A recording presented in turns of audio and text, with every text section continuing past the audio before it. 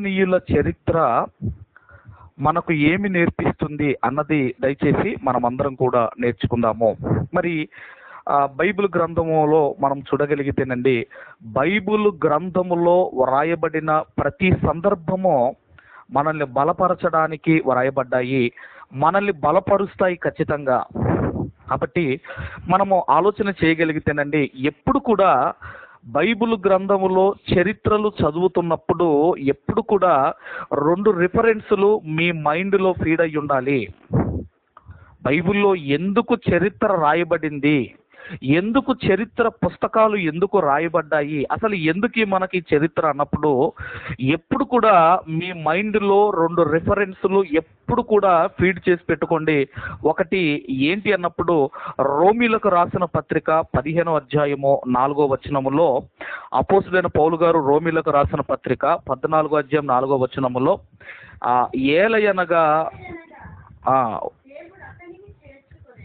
ఏలయనగా ఓర్పు వలనను లేఖనముల వలనని ఆదరణ వలనను మనకు నిరీక్షణ కలుగుటకై పూర్వమందు వ్రాయబడినవన్నీయు మనకు బోధ కలుగు నిమిత్తము వ్రాయబడి ఉన్నవి. పూర్వమందు వ్రాయబడినవన్నీయు మనకు బోధ కలుగు నిమిత్తము వ్రాయబడి ఉన్నవి. దయచేసి 15వ అధ్యాయము 4వ వచనం గుర్తుపెట్టుకోండి. 15వ అధ్యాయం 4వ వచనం ఎప్పుడు కూడా ఇది మీ మైండ్లో ఫీడ్ అయి ఉండాలి. ఒకటి, ఎందుకయ్యా మరి చరిత్రలు రాయబడ్డాయి అంటే మనకు బోధ కలగడానికి.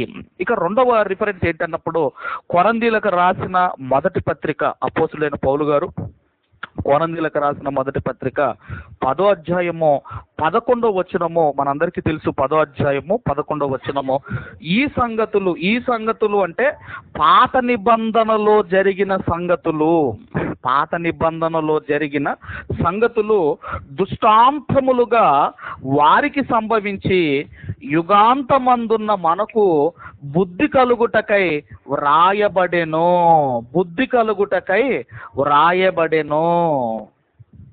కాబట్టి ఒకటి, ఎందుకయ్యా చరిత్రలు అంటే బోధ కలగడానికి, 2వది బుద్ధి కలగడానికి చరిత్ర గ్రంథాలు రాయబడ్డాయి అని ఎప్పుడు కూడా మనం గుర్తుంచుకోవాలి. అయితే ఈ గిబియోనీయులు ఎవరు, అసలు వీళ్ళు ఎక్కడ మనకు కనబడతారు, వీరి ద్వారా మనం ఏమి నేర్చుకోవాలి అన్నది చాలా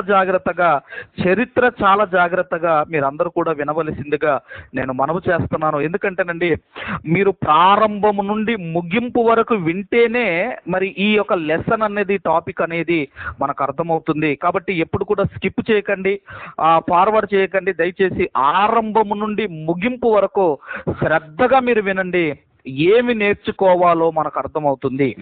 రైట్. మరి ఈ గిబియోనీయులు ఎవరు అన్నప్పుడండి, ముందు మనము చరిత్రలోనికి వెళ్ళాలి. మరి ఇశ్రాయేలీలందరూ కూడా ఐగుప్తు బానిసత్వంలో ఉన్నారు. ఇశ్రాయేలీలు ఐగుప్తు బానిసత్వంలో ఉన్నప్పుడు మోషే గారి ద్వారా ఐగుప్తు దేశంలో నుండి బయటకు వస్తారు. మోషే గారి ద్వారా ఐగుప్తు దేశంలో నుండి బయటకు వచ్చిన తర్వాత మోషే గారి తదనంతరము ఆ బాధ్యత ఇదిగో యెహోషువ గారికి అప్పగిస్తాడు. అలా ఏం జరుగుతుంది అన్నప్పుడండి, ఆ యెహోషువ గారి కాలములోనే ఈ గిబియోనీయులు మనకు కనబడతారు. యెహోషువ గారి కాలములోనే ఈ గిబియోనీయులు మనకు కనబడతారు. యెహోషువ గ్రంథము దగ్గర నుండి ఎస్తేరు గ్రంథం వరకు ఇవన్నీ కూడా చరిత్ర గ్రంథాలుగా పిలుస్తారు. యెహోషువ గ్రంథం నుండి, జాషువా నుండి ఎస్తేరు గ్రంథం వరకండి ఉన్న ఈ పుస్తకాలు ఏవైతే ఉన్నాయో వీటిని చరిత్ర గ్రంథాలుగా పిలుస్తారు. ఎందుకయ్యా చరిత్ర అంటే మనకు బోధ కలగడానికి, మనకు బుద్ధి కలగడానికి వ్రాయబడినదే ఈ చరిత్ర గ్రంథాలు. అందుకేనండి, ఇప్పుడు యెహోషువ గ్రంథం ఒకవేళ మనం పరిశీలన చేయగలిగితే, యెహోషువ గ్రంథాన్ని ఒకవేళ అధ్యయనం మనం చేయగలిగితేనండి, ఇదిగో చారిత్రక విజయాలు మనకు కనబడతాయి. యెహోషువ గ్రంథాన్ని మనం పరిశీలిస్తున్నప్పుడు, అధ్యయనం చేస్తున్నప్పుడు ఇదిగో ఏం కనబడతాయి అంటే చారిత్రక విజయ గాథలు మనకు కనబడతాయి. రెండవది ఏంటంటే ఒక నాయకుడు ఎలాంటి ప్రత్యేకతలు కలిగి ఉండాలో ఈ యెహోషువ గ్రంథంలో మనకు కనబడుతుంది. అలాగేనండి, ఒక సైన్యము మరి యుద్ధంలో గెలవాలి అంటే ఏం కావాలో మీరు ఆలోచించండి.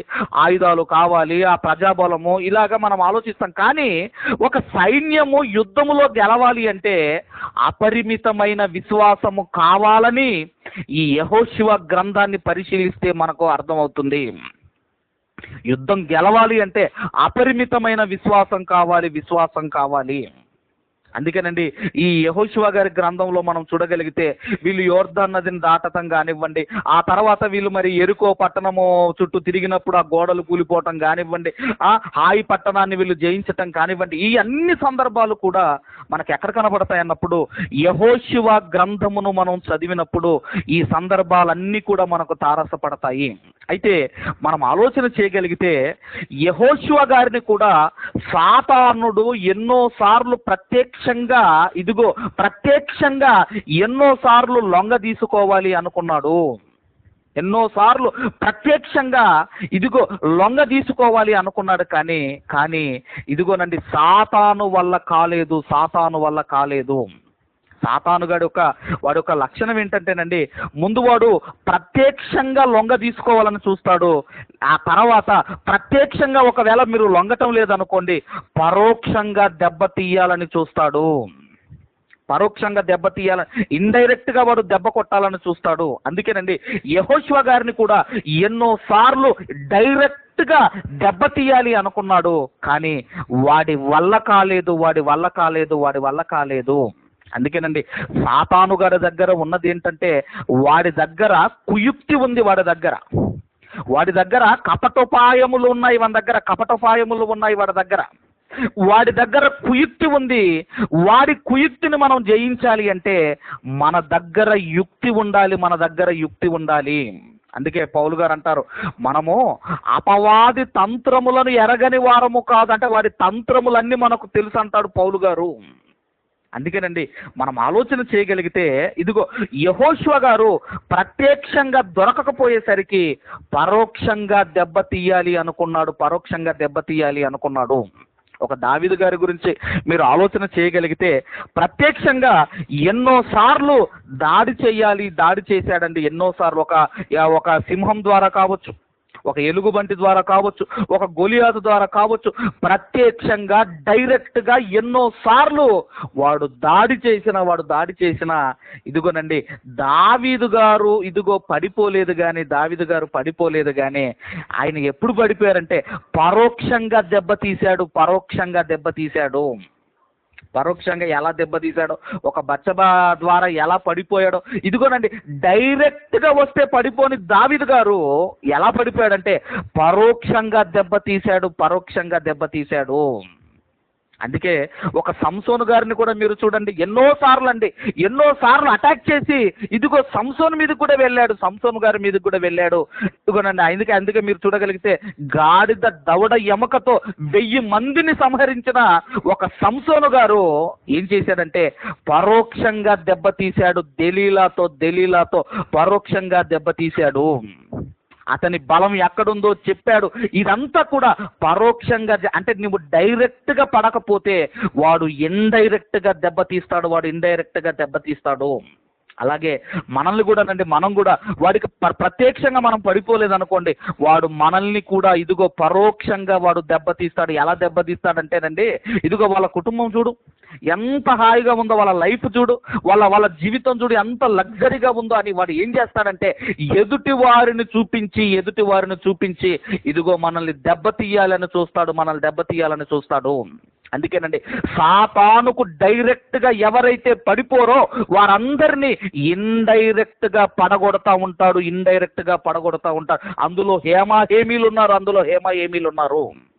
అక్కడ కూడానండి యెహోషువ గారిని కూడా ఎన్నోసార్లు సాతాను పడగొట్టాలని చూచాడు. కానీ యెహోషువ గారు పడిపోలేదు. కానీ ఇండైరెక్ట్గా దెబ్బ కొట్టాలి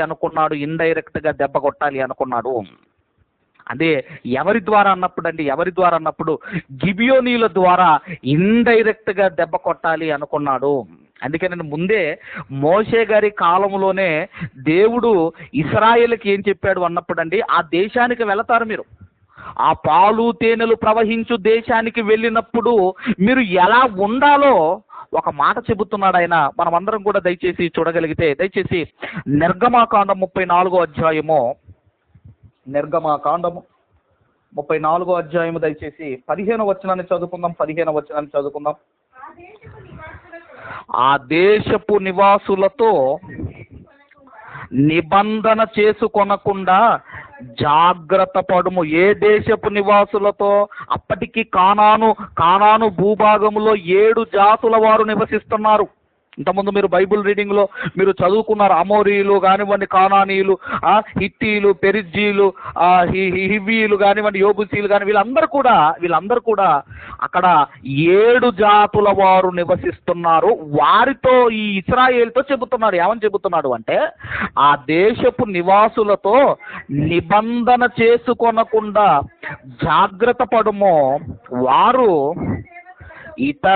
ఇతర దేవతలతో వ్యభిచరించి ఆ దేవతలకు బలి అర్పించుచున్నప్పుడు ఒకడు నిన్ను పిలిచిన ఎడల నీవు వాని బలి ద్రవ్యమును తినకుండా చూచుకొనుము. దేవుడు ఏం చెబుతున్నాడు అంటే 2 విషయాలు చెబుతున్నాడు. ఒకటి, వారితో నిబంధన చేసుకొనకూడదు అంటున్నాడు, వారితో నిబంధన చెయ్యకూడదు అంటున్నాడు. రెండవది, వారిచ్చే వాటికి మీ చేతులు చాపకూడదు అంటున్నాడు, మీ చేతులు చాపకూడదు అంటున్నాడు. దేవుడు ముందే చెప్పాడండి, దేవుడు ముందే చెప్పాడు. ఇలా మీరు ఆలోచన చేయగలిగితేనండి, దేవుడు ముందే చెప్పాడు. అయితే ఏం జరిగింది అని మనం ఆలోచన చేయగలిగితే, ఇశ్రాయేలీలు ఎందరో రాజులను జయించుకుంటూ వస్తున్నారు. వీళ్ళు ఇశ్రాయేలీలతో ఏ రాజు యుద్ధానికి వచ్చినా ఓడిపోతున్నాడు, వాళ్ళు ఓడిపోతున్నారు. ఇలా ఏం జరిగింది అన్నప్పుడు ఇది కాస్త ఇశ్రాయేలీలతో పెట్టుకుంటే మనం గెలవలేము, వాళ్ళు మనల్ని బ్రతకనివ్వరు, మన ప్రాణాలు తీసేస్తారు అని వీళ్ళు ఏం చేశారంటే కపటోపాయము చేశారు. ఏమని చేశారంటే, ఇదిగో వీళ్ళు పాత బట్టలు ధరించుకుంటారండి, వీళ్ళు పాత చెప్పులు వేసుకుంటారు, వీళ్ళు పాత తిత్తులు తీసుకుంటారు, వీళ్ళు ఇదిగోనండి రొట్టెలు కూడా ఎండిపోయినవి పట్టుకుంటారు. వీళ్ళు ఇదిగో అంతా కూడా ఏంటనండి, మేము బహుదూర ప్రాంతము నుండి మేము వచ్చిన వారము అని ఇశ్రాయేలీలను నమ్మిస్తారు.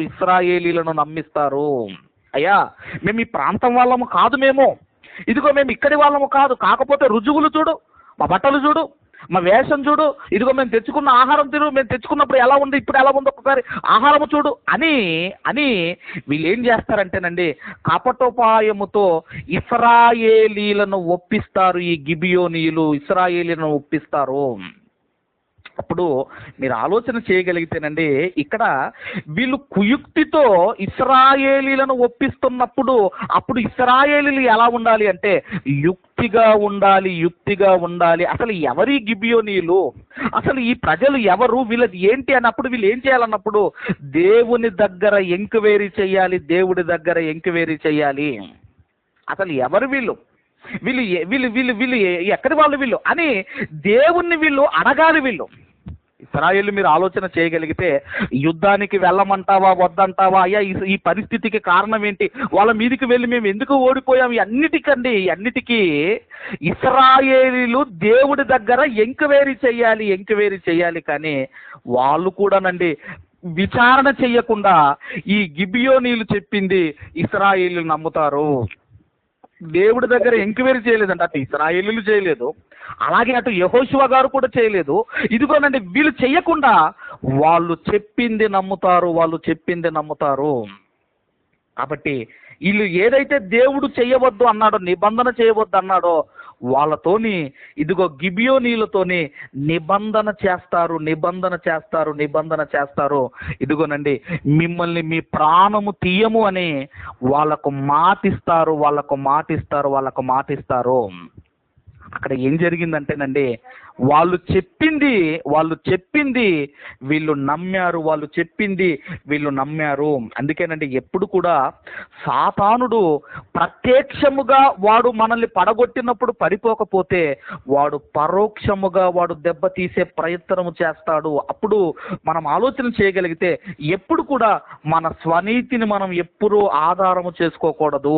ఏదైనా ఒక సమస్య వచ్చింది, ఏదైనా ఒక ప్రాబ్లం వచ్చినప్పుడు ఏం చేయాలంటే దేవుడి దగ్గర మనం ఎంక్వైరీ చేయాలి. దేవా, నాకు ఈ పరిస్థితి, దేవా ఈ పరిస్థితుల్లో నేను ఉన్నాను, ఈ బాధలో నేను ఉన్నాను, ఈ కష్టంలో నేను ఉన్నాను, నాకు ఈ పరిస్థితి వచ్చింది, నన్ను ఏం చేయమంటావయ్యా అని మోకరించి దేవుణ్ణి మనం అడగాలి, మనం ప్రార్థన చేయాలి దేవునికి మనము. అంతేకాని మన సొంత తెలివితేటలు, మన స్వబుద్ధిని ఎప్పుడు కూడా మనము ఆధారం చేసుకోకూడదు. ఎప్పుడైతే మీరు దేవునిపై ఆధారపడతారో అప్పుడు దేవుడు ఇదిగో మీరు వెళ్ళే మార్గమును ఇదిగో ఆయన ఖచ్చితంగా మనకు చూపిస్తాడు.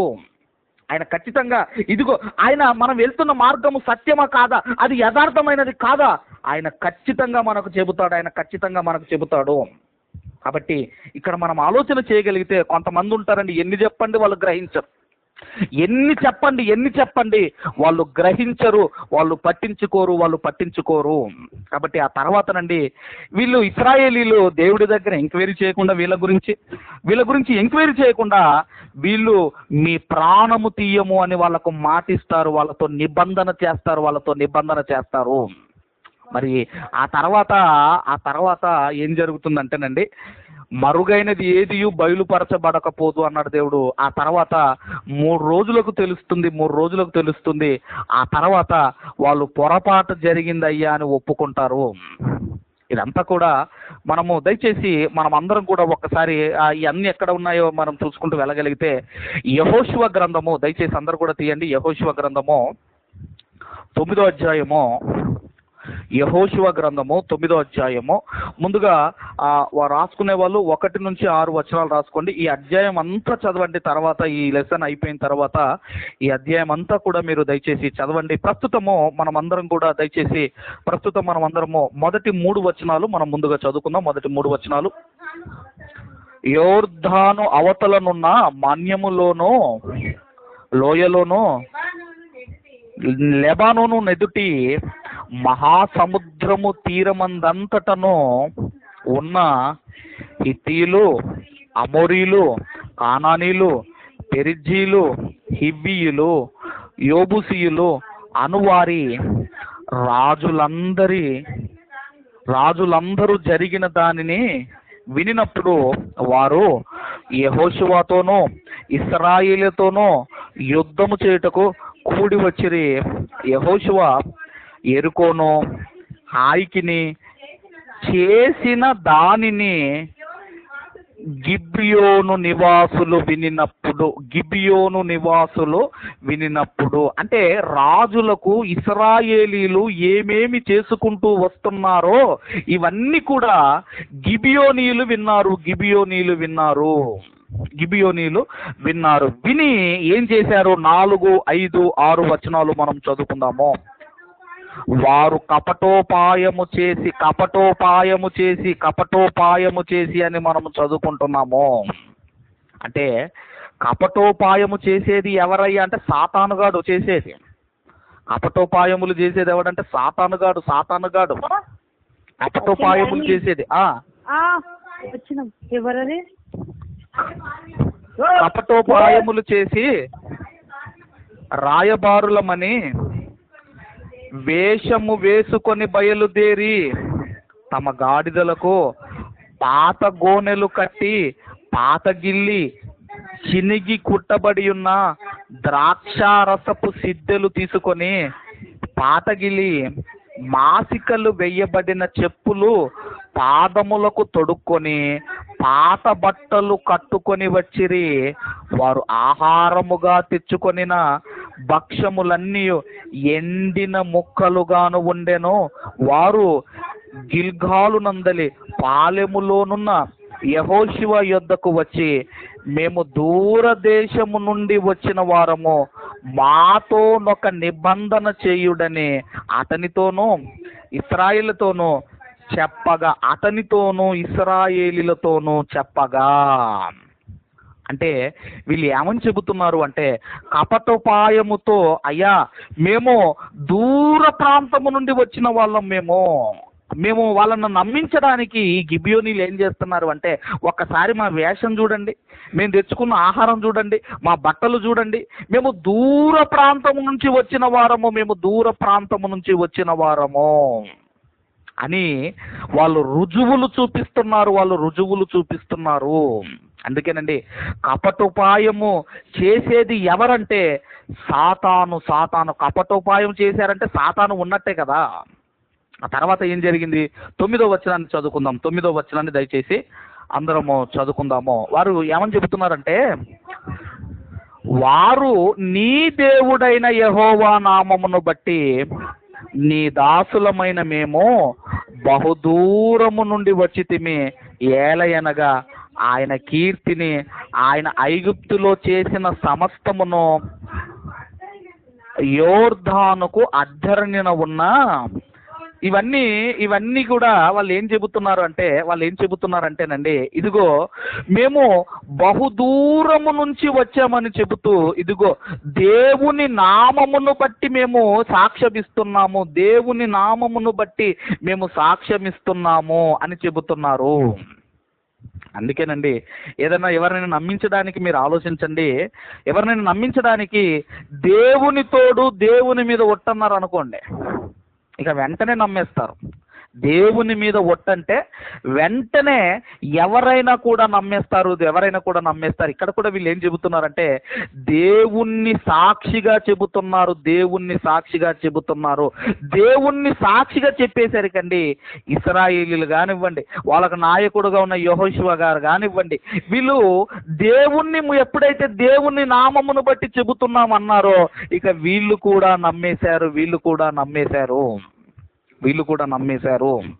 కానీ ఎప్పుడు కూడా నిర్గమకాండము మనం ఇంతకుముందు 34:15 లేవని చదువుకున్నామో, ఆ దేశపు నివాసులతో నిబంధన చేసుకొనకూడదు అని మనం చదువుకున్నాము. ఆ తర్వాత వాళ్ళు ఇచ్చే వాటికి మీరు చెయ్యి చాపకూడదు అని మనం చదువుకున్నాము. అయితే ఆ భూభాగములో ఈ జాతుల వారు ఉండకూడదు అన్నది దేవుని చిత్తమైతే, ఇదిగో ఆ భూభాగములో వాళ్ళు ఉండాలి అని సాతాను ప్రయత్నం చేస్తున్నాడు. వద్దు అని దేవుడు లేదు, ఉండాలని ప్రయత్నం చేస్తున్నాడు. అయితే మరి వీరు అక్కడి వారే కదా. తర్వాత మనం ఆలోచన చేయగలిగితేనండి, ఆ తర్వాత దేవుడు చెప్పాడు కదా, అక్కడి ప్రజలతో మీరు ఇదిగో నిబంధన చేయకూడదు, అక్కడి ప్రజలు ఇచ్చే వాటికి మీరు చెయ్యి చాపకూడదు అన్నాడు. ఆ తర్వాత ఏం జరిగిందంటేనండి, ఎందుకంటేనండి, ఇదిగో మీరు ఏదైనా రహస్యంగా చెయ్యాలి, ఎవరికి తెలియకుండా చెయ్యాలి అనుకుంటే అది ఎప్పుడు కూడా జరగదు. ఎందుకంటే దేవుడు బైబిల్ గ్రంథంలో అన్నాడు, మరుగైనది ఏదియు బయలుపరచబడకపోదు అన్నాడు. ఆ తర్వాత గిబియోనీలు అబద్ధము చెప్పారని తెలిసిపోయింది.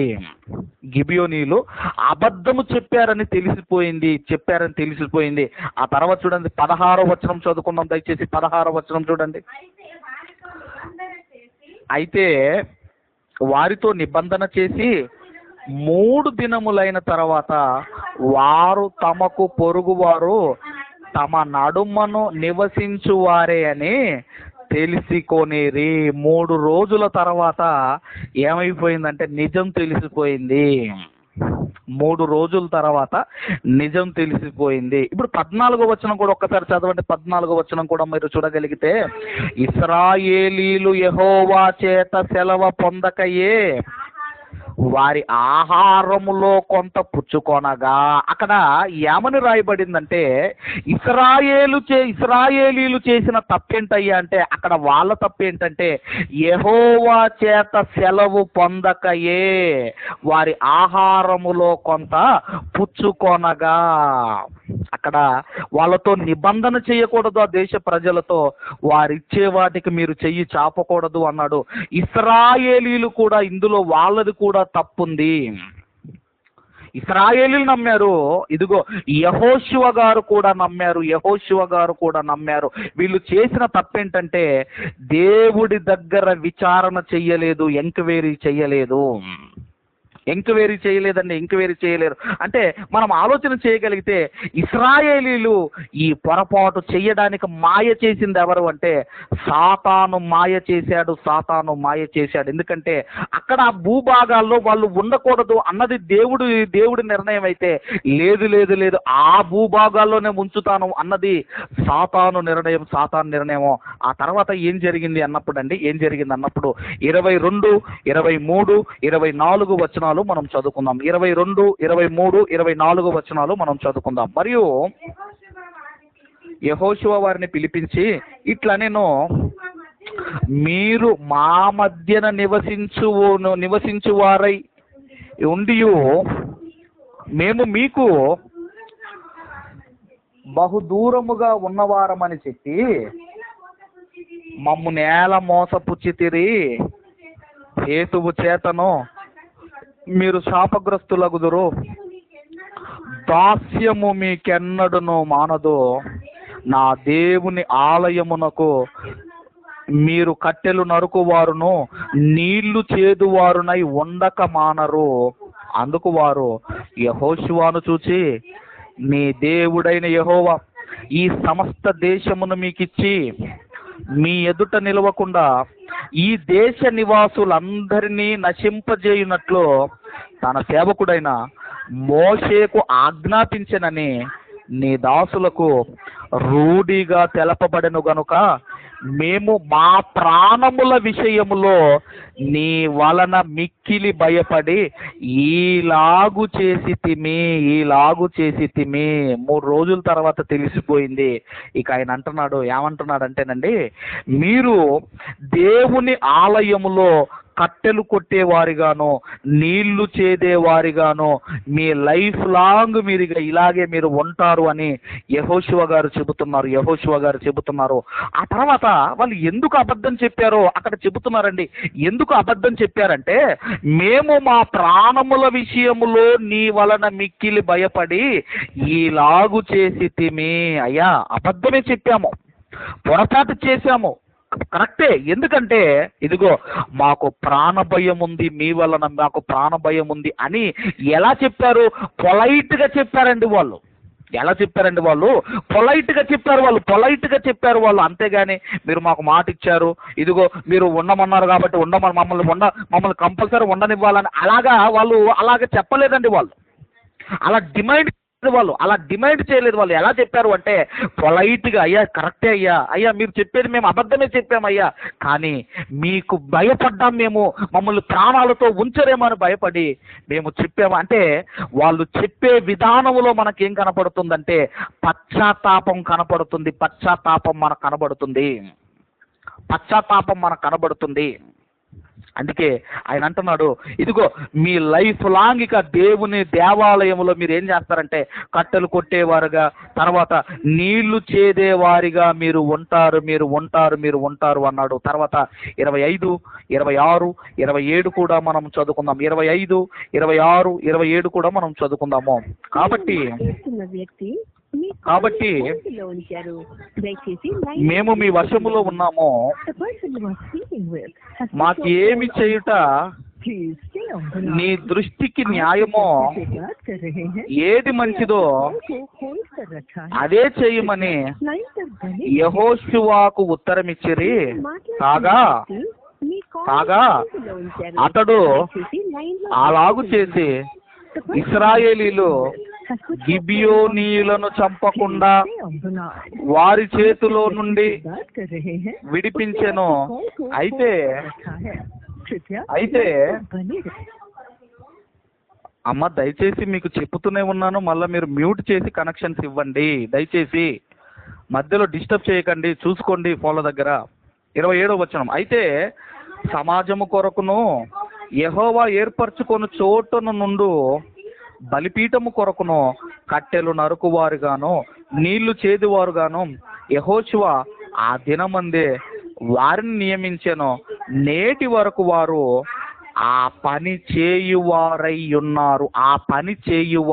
ఉన్నారు. ఒకటి కట్టెలు కొట్టే పని, రెండవది నీళ్లు చేదే పని. అబద్ధం ఆడారండి, అబద్ధం చెప్పారు. అయితే వారు పశ్చాత్తాపం కనపడుతుంది, వాళ్ళలో పశ్చాత్తాపం కనపడుతుంది, వాళ్ళలో పశ్చాత్తాపం కనపడుతుంది. ఇక ఎప్పటి వరకు అంటేనండి, ఇశ్రాయేలీలు చెరకు వెళ్ళే అంత వరకు దేవుడికి ఏదైతే వాళ్ళకు పని అప్పగించాడో యెహోషువ గారి ద్వారా, ఆ పనిలో ఉన్నారు, ఆ పనిలో ఉన్నారు, ఆ పనిలో ఉన్నారు. మనం కూడా మన జీవితంలో కూడా మనము కూడా తెలుసో తెలియకో మనం పొరపాట్లు చేసినప్పుడు ఆ పొరపాట్లు దేవుడి దగ్గర మనం ఒప్పుకోవాలి, మనం పశ్చాత్తాపడాలి. మనం పశ్చాత్తాపడాలి. దేవా, నేను తెలుసో తెలియకో ఈ పొరపాటు నేను చేశాను నా జీవితంలో అని పశ్చాత్తాపం రావాలి మనలో. అప్పుడు దేవుడు క్షమిస్తాడు. కానీ ఎప్పుడు కూడా మనము చేసిన ఇదిగో పొరపాటును ఎప్పుడు కూడా మనం కప్పుకోకూడదు. వాటిని ఒప్పుకొని మనం విడిచిపెట్టాలి. ఇదిగో దేవుడు ఖచ్చితంగా ఆయన క్షమిస్తాడు, ఆయన అవకాశం ఇస్తాడు. గిబియోనీలో కూడా ఒక అవకాశం. అబద్ధం చెప్పారు వాళ్ళు. ఎందుకు చెప్పారు? అయ్యా, మీకు భయపడ్డాం మేము, కరెక్టే అని వాళ్ళు పశ్చాత్తాపం కనపడుతుందండి. ఎందుకంటేనండి, ఇదిగోనండి, ఒక దుర్మార్గుడు చనిపోవటం దేవుడికి ఇష్టం ఉండడు, ఒక దుష్టుడు చనిపోవటం దేవుడికి ఇష్టం ఉండడు. అతడు మారితే దేవుడు ఆనందపడతాడు, అతడు మారితే దేవుడు ఆనందపడతాడు. కాబట్టి అలా ఇక యెహోషువ గారు అన్నారు, ఏమన్నారంటే, మీరు ప్రత్యక్షపు గుడారములో ఇక మీరు ఎలా ఉంటారు అంటే, కట్టెలు నరికేవారిగా, నీళ్లు చేదేవారిగా మీరు ఉంటారు అన్నాడు. ఆ తర్వాత ఇలా వాళ్ళు ఏం జరిగిందంటేనండి, ఇశ్రాయేలీలతో పాటు గిబియోనీలు కానానులో నివసిస్తున్నారు, కానాను ఆ దేశంలో నివసిస్తున్నారు. ఇలా ఏం జరిగిందంటే, రాజుల కాలం వచ్చిందండి. అక్కడతోనే చరిత్ర అయిపోలేదు, రాజుల కాలం వచ్చింది. రాజుల కాలం వచ్చిన తర్వాత అప్పుడు ఇదిగో దావీదు మహారాజు కాలంలో ఏం జరిగిందంటే, 3 సంవత్సరాలు భయంకరమైన కరువు సంభవిస్తుంది. దావీదు మహారాజు కాలంలో భయంకరమైన కరువు సంభవిస్తుంది. ఎందుకంటే అప్పుడు ఈ సౌలు అనే రాజు ఏం చేస్తాడంటే, ప్రాంతీయ భేదం తీసుకొని వచ్చి గిబియోనీలను చంపడం ప్రారంభిస్తాడు. ఇటు ఇశ్రాయేలీల కొరకు అటు యూదుల కొరకు ఇతను ఏం చేస్తాడంటే, వాళ్ళను సంతోషపరచడానికి గిబియోనీలను చంపడం ప్రారంభిస్తాడు. ఎందుకంటే వీళ్ళు మన ప్రాంతం వాళ్ళు కాదు అని చంపడము ఇక ప్రారంభిస్తుంటాడు. అలా ఏంటంటే వాళ్ళని చంపుతుంటాడండి. దానికి ఏం జరుగుతుందంటే, 3 సంవత్సరాల కరువు దావీదు గారి కాలములో వస్తుంది. అంటే మనకు ఒక విషయం అర్థం కావాలి అంటే, దీన్ని బట్టి మీకు ఒక విషయం మనకు ఏమర్థం కావాలి అంటే, గిబియోనీలను దేవుడు ఎంతగా ప్రేమిస్తున్నాడో మనకు అర్థం కావాలి. ఒక్కసారి దేవుడు క్షమించాడు, దేవుడు మాట ఇచ్చాడంటే దేవుడు అంతగా క్షమిస్తాడు, అంతగా ఆయన ప్రేమిస్తాడు. అందుకే మరి 3 సంవత్సరాల కరువు వచ్చినప్పుడు అండి, దావీదు గారు దేవుణ్ణి అడుగుతాడు. ఎందుకంటే ఇశ్రాయేలీయులు ఒక కరువు వచ్చినా, ఒక సమస్య వచ్చినా, ఏది వచ్చినా దేవుని దగ్గర వాళ్ళు విచారణ చేయాలి, ఎంక్వైరీ చేయాలి. అయ్యా, మరి ఈ 3 సంవత్సరాల కరువు ఎందుకు వచ్చింది, దీనికి ఏంటి పరిష్కారం అని దావీదు మహారాజు దేవుణ్ణి అడిగినప్పుడు, సమూయేలు 2వ గ్రంథము, దయచేసి అందరూ కూడా త్వరగా సమూయేలు 2వ గ్రంథము, సమూయేలు 2వ గ్రంథము దయచేసి 21వ అధ్యాయము రాసుకునే వాళ్ళు 1వ వచనము నుండి 9వ వచనం వరకు గల వాక్య భాగాలు రాసుకునే వాళ్ళు రాసుకోండి. మనము మొదటి 2 వచనాలు మనం చదువుకుందాము. దావీదు కాలమున 3 సంవత్సరములో విడువకుండా కరువు కలగగా దావీదు యెహోవాతో మనవి చేసిన ఏందయ్యా ఈ భయంకరమైన కరువు ఏంటయ్యా అని ఎంక్వైరీ దేవుడి దగ్గర చేసినప్పుడు, అప్పుడు దేవుడు చెబుతున్నాడు. ఏమని చెబుతున్నాడంటే, అందుకు యెహోవా ఇలాగూ సెలవిచ్చాను, సౌలు గిబియోనీలను హతము చేసెను గనుక అతనిని బట్టియు నరహంతకులగు అతని ఇంటి వారిని బట్టియు శిక్షగా ఈ కరువు కలిగెను. తర్వాత చదవమ్మా 2వ వచనం. గిబియోనీయులు ఇశ్రాయేలీల సంబంధులు కారు, వారు అమోరీయులలో శేషించిన వారు. ఇశ్రాయేలీలు మిమ్మును చంపమని ప్రమాణపూర్వకముగా వారితో చెప్పియుండిరి గాని సౌలు ఇజ్రాయేలు యూదా వారి యందు ఆసక్తి గలవాడై వారిని హతము చేయచుండెను. ఇక్కడ మనం చూడగలిగితేనండి, అప్పుడు ఎక్కడ చెప్పాడు? యెహోషువ గారి కాలంలో చెప్పాడు. ఏమని చెప్పాడు? మిమ్ములను చంపమని ప్రమాణపూర్వకముగా వారితో చెప్పియుండిరి. యెహోషువ గారి కాలములో అప్పుడే మాట ఇచ్చారు. సరే, మీరు దూరదేశం నుంచి వచ్చాను అంటున్నారు కాబట్టి వారితో నిబంధన చేశారు. మీ ప్రాణము తీయము, మీ ప్రాణము తీయము, మీ ప్రాణము తీయము అని ఆల్రెడీ గ్రంథములో దేవుడు రాయించిన తర్వాతనండి సౌలు దాన్ని ఏం చేస్తున్నాడు అంటే దాన్ని బ్రేక్ చేస్తున్నాడు. చూడండి, సౌలు రాజు దాన్ని లెక్క చేయకుండా ఇశ్రాయేలు కొరకు అలాగే యూదుల కొరకు ఆసక్తి గలవాడై, అంటే వీళ్ళను సంతోషపరచడానికి ఆయన ఏం చేస్తున్నాడు అన్నప్పుడు అండి గిబియోనీయులను హతమారుస్తున్నాడు. అప్పుడు మాట ఇచ్చాడు కదండి. అప్పుడు దేవుడు ఎప్పుడో యెహోషువ గారి కాలంలో మాటిస్తే దానికి దేవుడు ఎంత కట్టుబడి ఉన్నాడో మీరు ఆలోచించండి. ఎంత కట్టుబడి ఉన్నాడో, ఎంత ప్రేమ ఉందో మీరు ఆలోచించండి. అప్పుడు ఏం జరిగిందంటే అయ్యా మరి దీనికి పరిష్కారం ఏమిటి? అప్పుడు దీనికి పరిష్కారం ఏంటి అన్నప్పుడు ఇక 3వ వచనం నుండి మనం చదువుకుందాం. 3వ వచనం నుండి, రాజగు దావీదు గిబియోనీలను పిలువనంపి, మేము నీకేమి చేయగోరుదుము? యెహోవా స్వాస్థ్యమును మీరు దీవించినట్లు దోష నివృత్తికై దేవుని చేత మేము ప్రాయశ్చిత్తము చేయుదుమని వారిని అడగగా, గిబియోనీయులు సౌలు అతని ఇంటి వారును చేసిన దాని నిమిత్తము ప్రాయశ్చిత్తము కలుగుటకై వెండి బంగారులే గాని ఇశ్రాయేలీలలో ఎవరినైనా చంపుటే గాని మేము కోరుట లేదనిరి. అంతటా దావీదు, మీరు ఏమి కోరుదురో దానిని నేను మీకు చేయుదుననగా, వారు మాకు శత్రువులై మమ్మను నాశనము చేయుచు ఇశ్రాయేలీల సరిహద్దులలో ఉండకుండా మేము లయమగునట్లు మాకు హాని ఉద్దేశించిన వాని కుమారులలో 7 మాకు అప్పగించుము.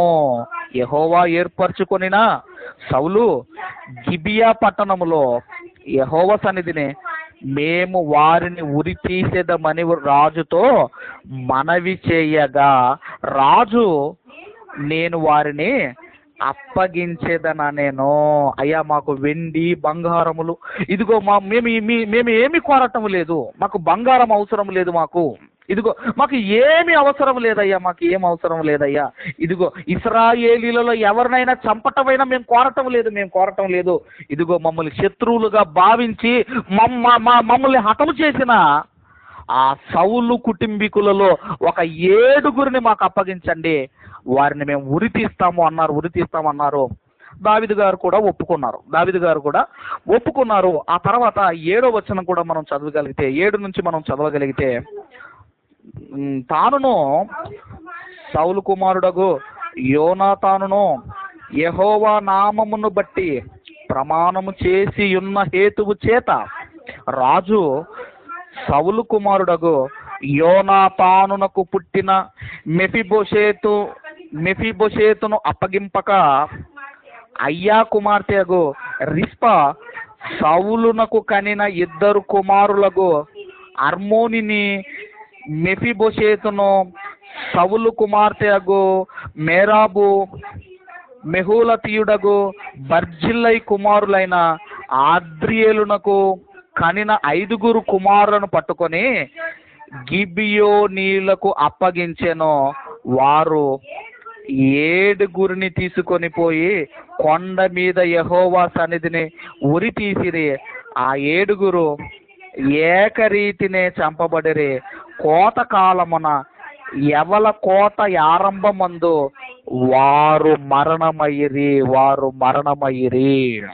అలా ఎప్పుడైతే 7 ఉరి తీస్తారోనండి, ఏం జరిగిందంటేనండి 14వ వచనంలో లాస్ట్ రెండు లైన్లు మనం చదవగలిగితే, రాజు ఈలాగు చేసిన తర్వాత దేశము కొరకు చేయబడిన విజ్ఞాపనమును దేవుడు అంగీకరించెను. ఎప్పుడైతే 7 వాళ్ళు ఉరి తీశారో కరువు ఆగిపోయింది.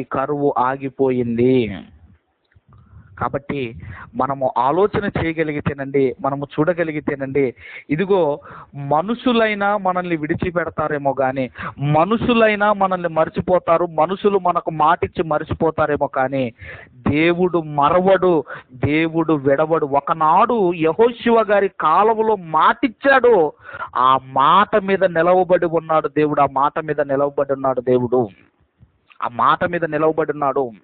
ఆ తర్వాత మరి వీళ్ళందరూ కూడా చెరలోకి వెళ్తారు కదా, ఇశ్రాయేల్ కానివ్వండి, యూదులు కానివ్వండి, వీళ్ళు ఇశ్రాయేలీలు చెరలోనికి వెళతారు. చెరలోనికి వెళ్ళిన తర్వాత ఏం జరుగుతుందంటేనండి, ఈ గిబియోనీయులలో ఒక ప్రవక్త ఉంటాడండి. ఒక ప్రవక్త ఉంటాడు. అది కూడా ఎవరో మనం చూడగలిగితే ఇర్మియా గ్రంథం 28వ అధ్యాయము,